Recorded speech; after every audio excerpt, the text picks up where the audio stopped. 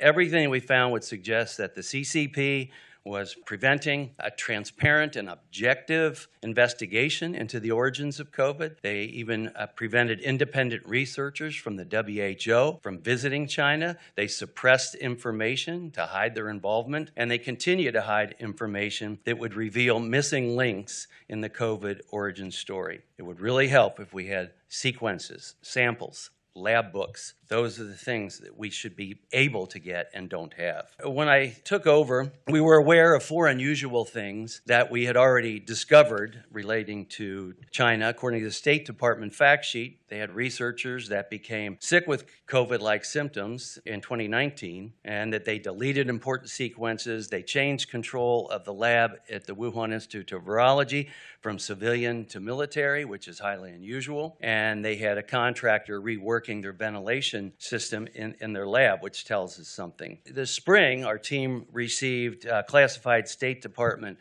documents, and they were heavily redacted, basically completely redacted when we first got them. But what we did see were the headlines of each section, and I want to share those with you, and I think it's important that you hear this before you hear from the panel today. The headlines were, "Initial outbreak could have been contained in China if Beijing had not covered it up." Next section, President Xi lied to obfuscate his role in the cover-up. Next section, PLA contractor involved in the construction of the Wuhan Institute of Virology. Next section, PLA presence at WIV with Wuhan Institute of Virology continued after construction completed. And lastly, cyber evidence of PLA shadow labs at the Wuhan Institute of Virology and Bioengineering University. China has been interested in coronavirus as a possible bioweapon for many years, and it's been reported as far back as 2005 that they had this interest.